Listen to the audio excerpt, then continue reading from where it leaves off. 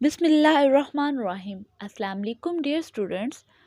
जैसा कि आपको पता है कि हम लोगों ने बीए इंग्लिश पार्ट 1 की पोएम स्टार्ट की हुई है।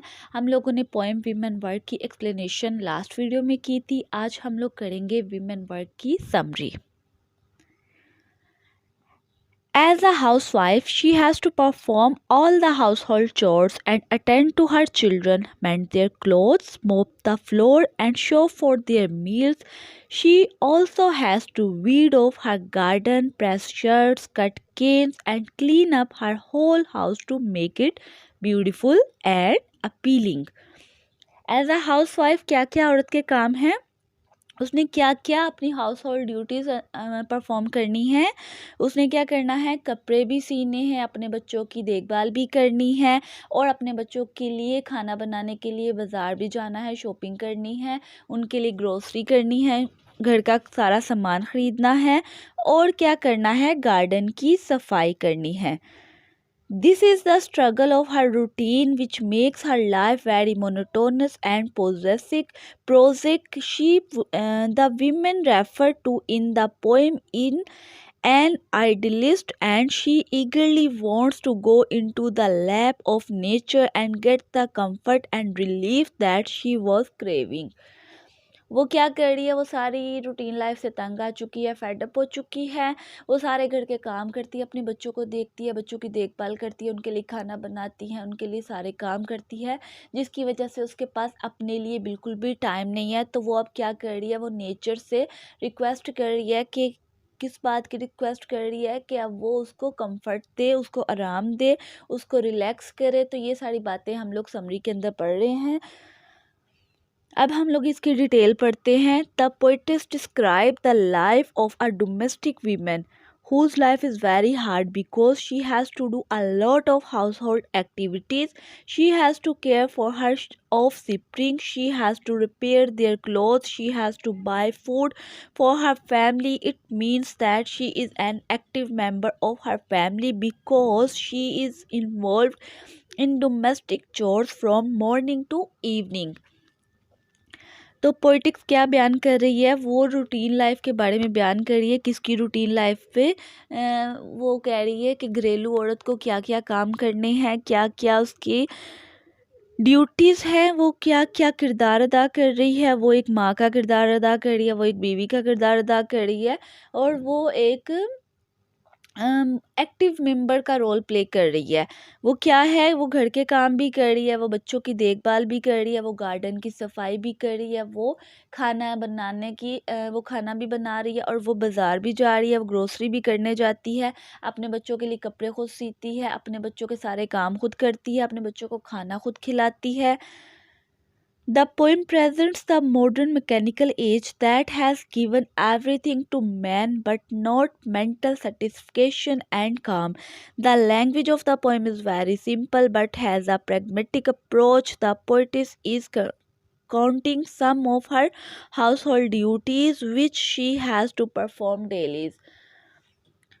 तो पोइम में क्या बयान किया गया है, पोइम में मॉडर्न एज के बारे में बयान किया गया है। इस पोइम में जो विमेन वर्क है जिसको किसने लिखा है, माया एंजेलियो ने लिखा है। और वो क्या कह रही है कि आज की औरत एक मशीन मैकेनिकल लाइफ गुजार रही है, वो एक मशीन की तरह अपना किरदार अदा कर रही है। वो सुबह से शाम तक सिर्फ काम ही काम करती रहती है, उसके पास अपने लिए कोई टाइम नहीं है। जो पोइम की लैंग्वेज है वो बहुत सादा है, ये एक बहुत ही सिंपल पोइम है जिसको माया एंजेली ने बहुत खूबसूरती से और बहुत सादा अंदाज में बयान किया है। She has to fry chicken and cook food for the family. She has to bath, dry, and clothe the babies. She also has to look after a number of cats whom she has to entertain. She has to look after and take care of the back lawn or the backyard ground. Otherwise, the plants there would die away. This is a reaction to the thankless task of the household. अब वो क्या कह रही है कि वो अपने बच्चों के लिए खाना बनाती है, उनको छोटे बच्चे जो अपना काम खुद नहीं कर सकते उनको नहलाती है, उनको खाना खुद खिलाती है, उनकी देखभाल करती है, उनके लिए बाज़ार जाती है और अपने गार्डन की सफाई करती है, घर में आए गए मेहमानों को भी वो देखती है, उनको उनके साथ अच्छे से पेश आती है और बहुत अच्छी तरह मेज़बानी अदा करती है। तो ये सारी क्वालिटीज़ एक घरेलू औरत में मौजूद हैं।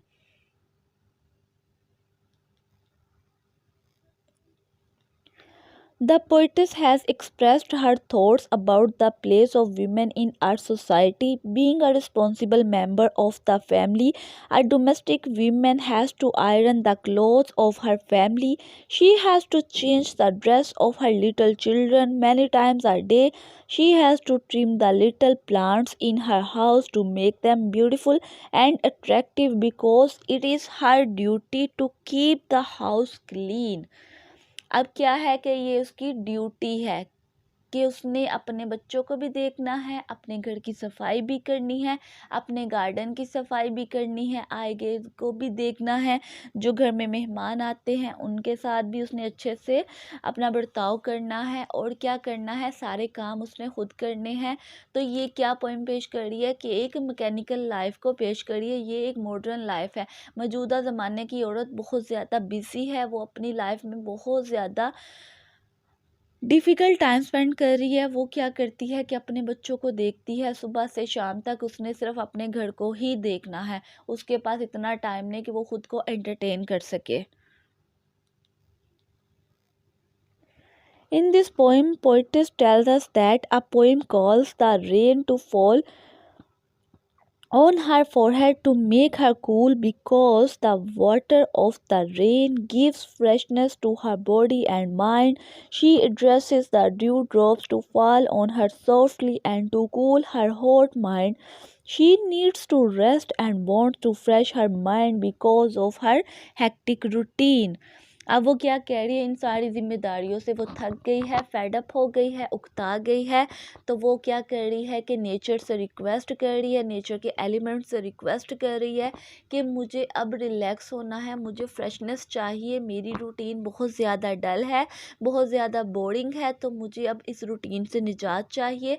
मैं कुछ अपने लिए करना चाहती हूँ, कुछ खुद को महसूस करवाना चाहती हूँ कि मैं भी एक जीती जागती इंसान हूँ, मेरे लिए भी मुझे भी कुछ सुकून चाहिए, मुझे भी खुशियाँ चाहिए, मुझे भी अपने आप को रेस्ट देना है, अपने आप को रिलैक्स करना है, मेरा भी हक बनता है कि मैं भी अपने आप को पुरसुकून रख सकूं।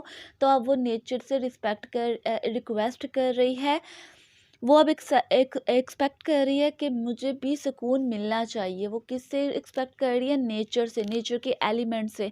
नेचर के एलिमेंट्स में क्या क्या आ रहा है, वो किस किस से रिक्वेस्ट कर रही है, सन से, स्टार्स से, मून से, माउंटेन से और सनशाइन से और बारिश से, यानी कि वो हर चीज़ से रिक्वेस्ट कर रही है। In the poem the poet describe the boring condition of a domestic lady. She laments that her domestic busy life has deprived her of the company of sunshine, rain, and dewdrops. She intends to make her warm with sunlight and cool with rain. She needs to pay attention to her soul. She wants to take time for her soul. She wants to spend some time with herself. वो अब अपनी रूह को सुकून करना चाहती है, उसकी रूह अब तंग आ चुकी है किस चीज़ से, इस बोरिंग रूटीन लाइफ से, इस हेक्टिक लाइफ से। वो अब क्या कर रही है कि अब वो नेचर से रिक्वेस्ट कर रही है कि मुझे भी पुरसुकून कर दो, मेरे जलते माइंड को रिलैक्स कर दो। वो क्या कह रही है, वो किस किस से रिक्वेस्ट कर रही है, वो अब किससे कह रही है, सनशाइन से कह रही है। अब वो किससे कह रही है, रेन से कह रही है, ड्यू ड्रॉप से कह रही है। और क्या कर रही है, वो उन सब से रिक्वेस्ट कर रही है कि मेरे माइंड को रिलैक्स करो, मेरा माइंड बहुत ज़्यादा थक चुका है किस चीज़ से, इस हेक्टिक लाइफ से। A domestic women is so fed up with her monotonous of her household life that she wants to escape from such a life. She expresses her yearning to be in the company of the objects of nature. She beseeched the storm to come to her and take her with its intense winds from their so that she may be free for a while from her monotonous routine. अब वो क्या कह रही है, तो वो तूफान से रिक्वेस्ट कर रही है, तूफान को कह रही है कि अपनी तेज़ तंद हवाओं को मुझ तक लाओ और मुझको उड़ा कर ले जाओ, मुझे कहीं दूर ले जाओ, इस रूटीन लाइफ से हटा दो, मैं कहीं पुरसकून मकाम पर जाना चाहती हूँ, जहाँ जाके मैं सिर्फ अपनी ज़ात के साथ टाइम स्पेंड करूँ, अपनी रूह को पुरसकून कर सकूँ, मेरी रूह को भी टाइम चाहिए, मुझे भी थोड़ा सा वक्त चाहिए अपनी ज़ात के लिए, मैं भी अपने आप को रिलैक्स करना चाहती हूँ, आज़ाद करना चाहती हूँ इस बोरिंग रूटीन लाइफ से।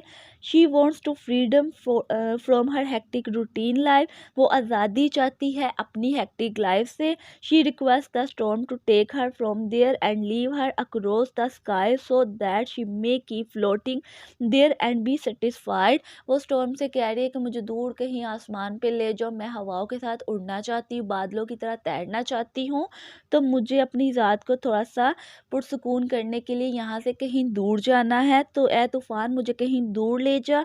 The elements of nature provide her with perfect rest and peace of mind, जो नेचर के एलिमेंट्स हैं वो उसको परफेक्ट लाइफ दे सकते हैं और उसके माइंड को सुकून मुहैया कर सकते हैं। The dull and drive routine of her life falls to suppress her creative impulse and disconnect her from the company of nature। ये सारी चीज़ें उसको क्या करेगी, इस रूटीन लाइफ से हटा देंगी, उसको पुरसकून कर देगी और उसकी ज़ात को अपनी ज़ात के लिए उसको वक्त मिल जाएगा और वो भी महसूस कर सकेगी कि वो भी एक जीती जागती इंसान है, उसका भी हक बनता है अपने आप को रिलैक्स रखने का, ज़िंदगी को एंजॉय करने का, नेचर को एंजॉय करने का। तो इसमें उसने बहुत खूबसूरती से औरत की वो सारी विशेस बयान की है जो उसके अंदर हैं, लेकिन वो क्या कर रही है, वो इन विशेस को पूरा नहीं कर सकती, वो अपने आप को इन जिम्मेदारियों से कहीं दूर नहीं लेके जा सकती, क्योंकि अगर वो इन जिम्मेदारियों से अपने आप को दूर ले जाएगी तो उसकी ज़िंदगी भी धर्म भरम हो जाएगी, उसकी फैमिली मुतासिर हो जाएगी, उसके बच्चे भी मुतासिर होंगे, वो अपने बच्चों से कहीं दूर नहीं जा सकती, वो अपनी फैमिली को छोड़ नहीं सकती क्योंकि उसकी फैमिली को उसकी ज़रूरत है। तो ये बहुत खूबसूरती से माया एंजेलियो ने सिर्फ वो डिज़ायर्स बताई हैं जो औरत के अंदर हैं, जो वो उनको पूरा नहीं कर सकती। In this poem women work the poetess wishes to be in the company of natural elements, she is passionate to be among mountains, oceans, leaves, stones, stars, shine and moon glow for refreshment. She longs to sit in the company of all these natural objects. She wants to give herself relief from painful and hectic responsibilities. She does not feel happy doing domestic chores. Her life is without any charm and pleasure. Her duties in the house are very tedious and painful. वो कह रही है कि उसकी जो duties हैं ना वो बहुत ज़्यादा टेडियस हैं, थकावट से भरपूर है, पेनफुल है और क्या है, उसको अज़ियत भी देती है, उसकी रूह को भी अज़ियत पहुंचाती है। कभी कभी वो चाहती है कि वो सब कुछ छोड़ छाड़ के कहीं दूर चली जाए, अपने आप को किसी पुरसकून मकाम पे ले जाए, अपने आप को नेचर के करीब कर दे।